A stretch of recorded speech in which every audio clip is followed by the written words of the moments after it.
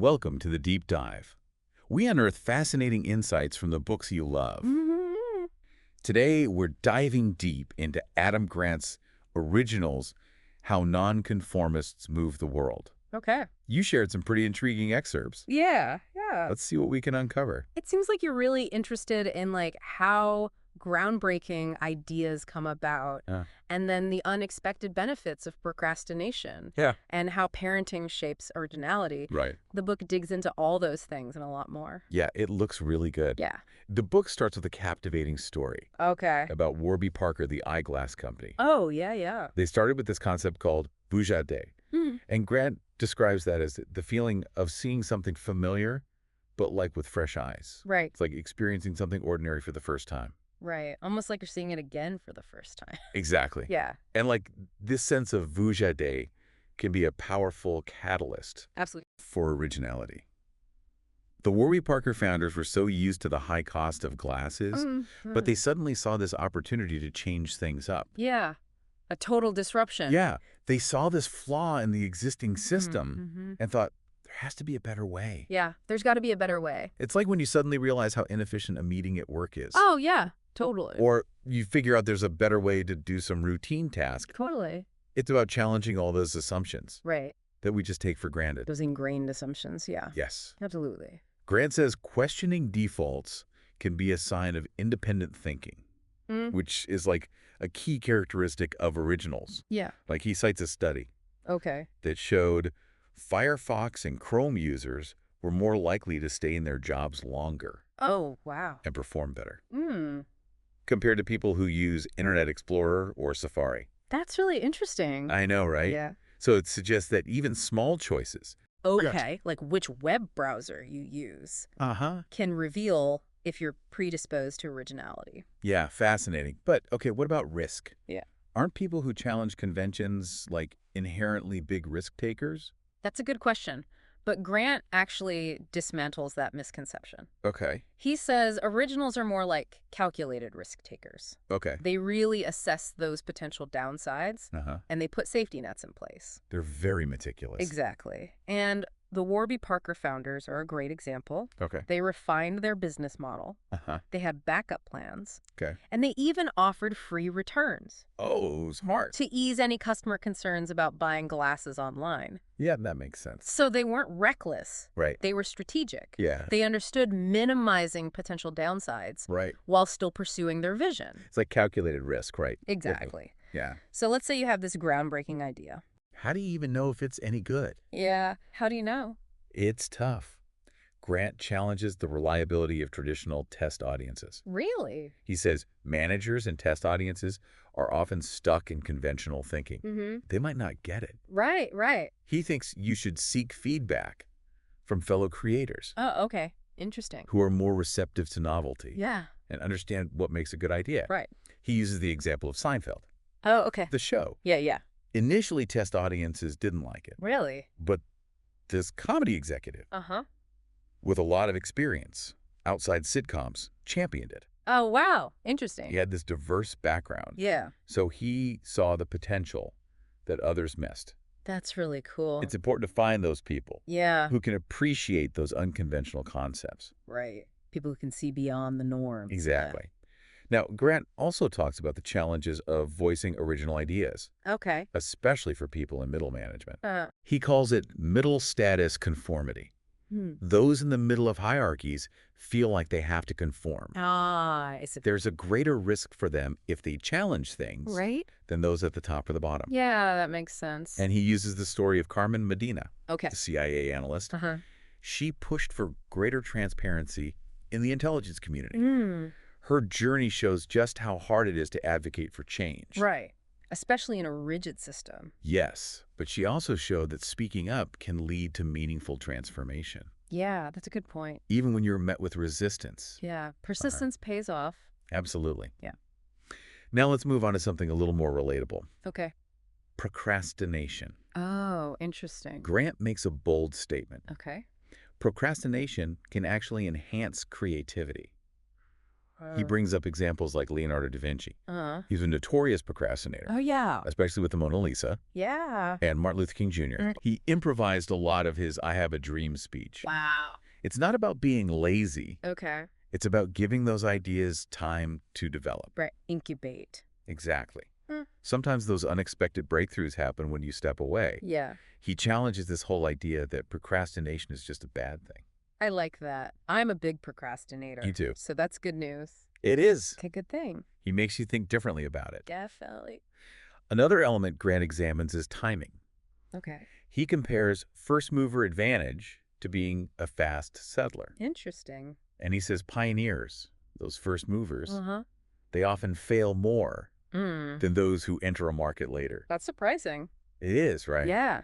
Those later entrants, he calls them fast settlers. Okay. They can learn from the pioneers' mistakes. Uh-huh. So this challenges the assumption that being first is always best. Yeah, it totally changes the way you think about it. Now, the book goes on to explore the age-old debate about the best time for originality. Like, are younger minds better, or is it more about experience? Right. And Grant actually identifies two different styles of innovation, Okay. conceptual and experimental. Mm-hmm. Conceptual innovation is all about those big ideas, Uh-huh. and that's often associated with younger folks. Okay. Experimental innovation relies on trial and error Mm-hmm. and leads to breakthroughs over time. I see. So that's more common with those seasoned folks. Yeah. He uses examples like Picasso, a conceptual innovator. Okay. He achieved fame early on. Right. Then there's Cézanne. Uh-huh. Yeah. He was an experimental innovator, Okay. and he developed his mastery much later. So different paths, different journeys. Exactly. Grant's saying there's no one way to be original. Yeah. It can manifest in all sorts of ways. That's really cool. And then he shifts gears a little. Okay. He explores the influence of family dynamics Mm. on originality. Interesting. He draws connections between birth order. Hunting styles Okay. and how likely someone is to be nonconformist. That's fascinating. He says later-born children are statistically more likely to be risk takers and originals. Interesting. And it's partly because of family dynamics. Right. And those parenting approaches. Yeah, the different dynamics at play. It's like later-born children have to kind of carve out their own niche. Right. And challenge those family norms You have to stand out. to get recognition. Yeah, that makes They're sense. just more comfortable challenging things and forging their own paths. So birth order really does play a role. It seems so. Yeah. He also looks at the impact of parental discipline. Okay. He emphasizes explaining consequences rather than just imposing strict rules. Interesting. This helps children develop empathy and understanding, Yeah. and they internalize values Right. instead of just following rules blindly. They think about the impact of their choices. Exactly. And finally, Grant shifts his focus to the organizational level. Okay. How can leaders create cultures that encourage originality? Yeah, how do you build that kind of environment? He highlights companies like Bridgewater Associates. Uh-huh. They encourage thoughtful disagreement. Interesting. This leads to a more rigorous decision-making process. Okay. Ideas are challenged and refined through dialogue. Yeah, that makes sense. It's about creating that space where intellectual sparring is valued. The best ideas rise to the top. That's a great approach. It is. So we've just scratched the surface of Grant's work. Yeah, there's so much more to unpack. In the next part, we'll delve deeper into strategies for unleashing originality, Okay. both individually and within organizations. I'm excited to hear more. Stay tuned. Welcome back to our deep dive into originals. Let's continue exploring how to cultivate originality. Okay. One thing that surprised me in the book is that originality isn't always about coming up with totally new ideas. Sometimes it's about finding clever ways to combine or tweak existing ones. Absolutely. Grant calls this idea bricolage. It's like that artistic practice where you take different materials and assemble something new. Okay. You're creating a mental collage. Right. Taking inspiration from all sorts of places and bringing them together in a fresh way. I like that. It suggests we can use existing ideas and reconfigure them Exactly. to create something innovative. Do you have any examples of how this works in real life? Oh, definitely. Grant talks about The Lion King, Okay. you know, the Disney movie. Yeah. Initially, they had trouble finding the right story, but then a screenwriter had this idea Okay. to reframe it as Hamlet, Really? but with lions. That's wild. Yeah. But I guess it worked. It did. The team loved it. Hmm. And it gave them a framework to build this whole new engaging storyline. That's amazing. Using Hamlet to reshape The Lion King. Right. It's pretty ingenious. It shows how borrowing from familiar things can make new ideas more accessible. Absolutely. Grant also offers advice on how to communicate original ideas effectively. Okay. He says don't over-explain. Hmm. Focus on a few key points Okay. that evoke an emotional response. So keep it brief, keep it impactful. Exactly. He also suggests that repetition can be really effective. Really? But you got to use it strategically. Okay. If you present an idea multiple times, but space it out and use different contexts, Okay. you can gradually reduce resistance and people will start to accept it. That reminds me of the mere exposure effect in psychology. Oh, right. The more you're exposed to something, Uh-huh. the more you tend to like it. Exactly. So applying that to original ideas could be powerful. It seems counterintuitive, but maybe making the unfamiliar feel familiar is key. Yeah. Grant's challenging the way we think about repetition. Mm-hmm. He's saying it can be a good tool for introducing new concepts.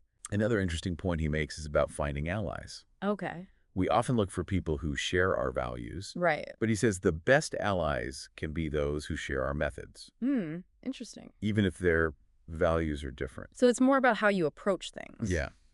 Could you give an example from the book? Sure. There's this guy, Ben Coleman. Right. He was an aviator in the U.S. Navy, Uh-huh. and he started this rapid innovation program Yeah. by teaming up with people known for getting things done, Hmm. regardless of their politics. So he focused on their effectiveness. Exactly. And it worked. He built this diverse team Okay. that came up with creative solutions. That's cool. It shows that common ground in methodology can bridge those ideological gaps. Absolutely. Now let's talk about fear. Okay. It's a big obstacle to expressing originality. It can be paralyzing. It stops us from taking risks. Yeah, and sharing our ideas. What does Grant say about overcoming fear? He suggests a pretty counterintuitive approach. Don't try to suppress anxiety when you feel nervous. Okay. Reframe it as excitement. Really? He says research shows that people who label their pre-speech jitters as excitement do better. That's fascinating. So it's all about how you interpret those feelings. Exactly. Instead of viewing fear as a weakness, think of it as energy pushing you forward. I love that. That could be useful in so many situations. Right. Giving a presentation, pitching an idea, Yeah. even taking a leap of faith in your personal life. It's a great tool for turning fear into action. Grant also talks about the importance of action over rumination. Okay. He says if we just sit around and think, Mm-hmm. nothing will change. Right. He outlines 4 ways we respond to dissatisfaction: Okay. exit, voice, persistence, and neglect. Mm. He argues that only exit and voice actually lead to change. That makes sense. So if you're unhappy with something, Yeah. you can either leave the situation Uh-huh. or speak up about it. Right. Persistence is good, Yeah. but sometimes you need to know when to move on. Or speak up. Exactly. Yeah, It's empowering to know that we have choices. absolutely. Now, what about leaders who want to foster originality in their organizations? That's a great question. How can they create an environment where creativity thrives? Grant suggests innovation tournaments. Okay. It's a structured process for gathering ideas from a bunch of different employees. So everyone gets a chance to contribute. Exactly. It encourages participation from all levels. That's awesome. It democratizes the innovation process. It does. He also suggests an exercise called Kill the Company. Wow, okay. It sounds intense. Yeah, what is that? Teams brainstorm ways their own organization could go out of business. Really? Why would they do that? It forces people to think differently, to confront potential threats, Okay. and come up with creative ways to adapt. So it's about staying ahead of the curve. Exactly. It's like a preemptive strike against complacency. Right. You're identifying weaknesses and then developing solutions. To stay competitive. I like it. These are just some of Grant's insights on cultivating originality in organizations. Right. There's a lot more in the book. In the final part, Yeah. we'll distill some key takeaways from his work. Really? Things our listeners can apply in their own lives. Sounds good. Welcome back for the final part of our deep dive into originals. Okay. Let's talk about applying what we've learned. We've covered a lot of ground, We have. from challenging assumptions to embracing fear. Mm-hmm. Where do we even start with putting all this into practice? Well, I think the first thing to remember is vujade. Right. That idea of seeing familiar things with fresh eyes, Yeah.